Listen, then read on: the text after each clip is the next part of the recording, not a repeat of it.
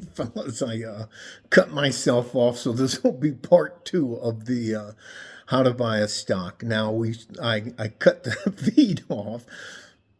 I'm pretty big anyway. It doesn't matter. Choosing stocks is how what I was getting into is how we choose stocks. How I have always chosen stocks is based on need. What do people need? What do people have to have?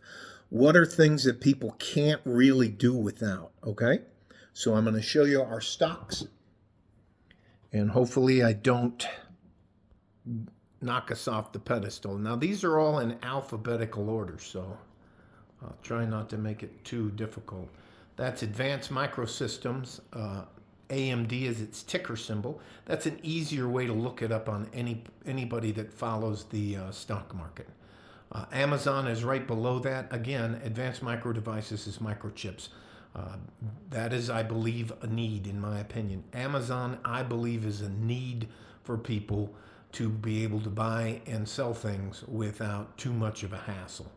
That's my personal opinion. Right below that is California Water. I believe that that is definitely a need, as everybody needs water.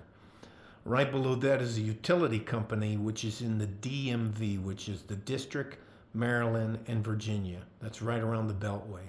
So that's also its CPK is its ticker symbol. Right below that is Costco, and that's its ticker symbol. Right below that is Emerson Electric Company, which I showed you in the first one, EMR. ExxonMobil, people need fuel and gas and all the byproducts for plastic manufacturing that come from processing petroleum products. Marathon Petroleum Company, if you're ever out in the middle of the United States, in the middle of nowhere, and there's a truck stop somewhere, it's more than likely going to be a Marathon company, okay? That's its ticker symbol. Right below that, we stopped feeding this one. This was Mercury General Corporation, was a reinsurer, insurer, and although it's doing okay today, I decided to change out Mercury General for Emerson Electric Company. We had an electrical company, and we'll keep the stock, but we just won't feed it anymore. There's Mercury. Clorox Company is next. They actually make a lot more items. Coca-Cola Company is my homage, or my paying honor to Warren Buffett and the late Charlie Munger. They have the most famous ticker symbol, which is Knockout KO. J.M. Smucker Company makes a lot more than just those little one-serving jellies and stuff. Back when I didn't have a dog or a cat, I would make fun. This was our dog and cat ladies, how I would make fun of the dog and cat ladies. Right below that is Tyson's Food. I see their products in Walmart, and I think they're okay. Right below that is our final stock, which is Walmart, and its ticker symbol. So some of the things I never really get to talk about on the drip stocks is that once, as opposed to being a member of an index fund, there are some serious perks for owning individual stocks. And this is, again, my personal opinion. No, I'm not a financial counselor, but I did retire at age 46 and haven't worked a day since. So anyways, is it sexy? No. Some of the perks of owning stocks as opposed to owning funds is this. Last year, Walmart gave us a 3-for-1 split. We now have 56 shares in Walmart. We used to have 15. So they lowered the price. They cut the price in half. And they gave us to where we're ending up at 56 shares. We had 15 and now we have 56 shares. So, and the price is also rebounding from, I think, $50 up to $85. Anyway, we're doing just fine with that. You get stock splits. If the company like Walmart purchases another company and it comes under the Walmart brand, they're supposed to give us the same amount of shares we have in Walmart in the new company. I'm going to say that again. If Walmart decides to buy out, let's say,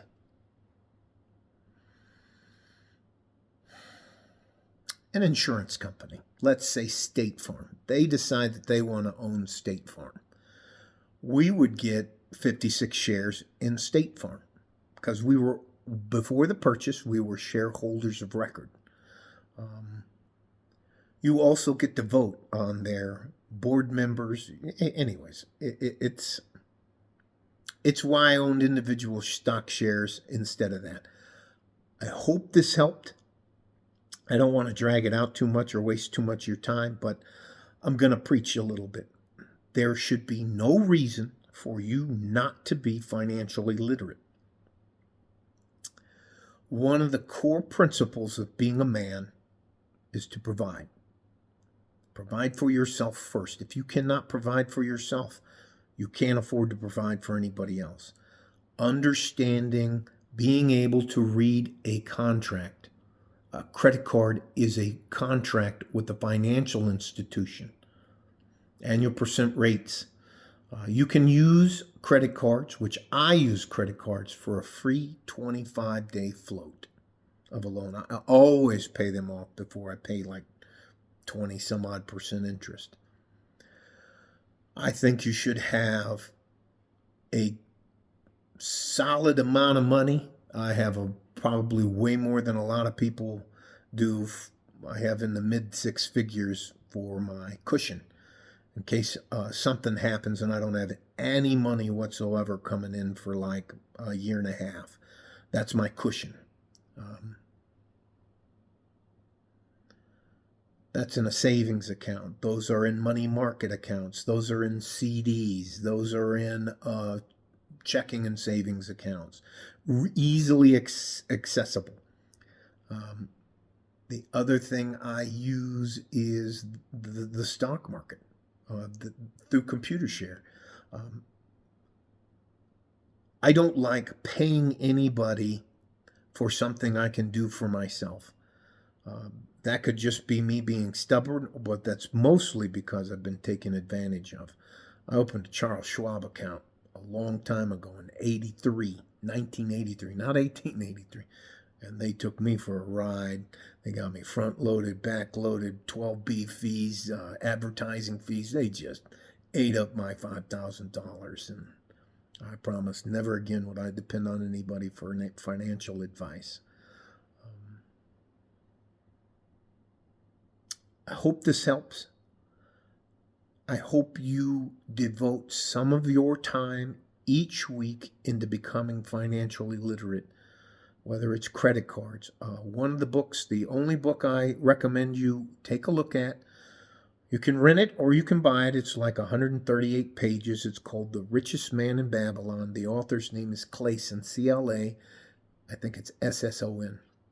It's an easy way. It talks in parables, the 10 rules of gold. It's an easy way to get a basic understanding about money. If you do not become financially literate and learn how to make money work for you, you're going to have a very bad time when you age out of the work field, work market. And at some point in time, they don't need a 59-year-old guy working on the streets. They don't need a 65-year-old guy, 70-year-old guy doing stuff. You don't want to not prepare to get older. You do not want to be at somebody else's mercy when you get older because you didn't manage your finances. I cannot tell you how many people I see all the time, every week, that are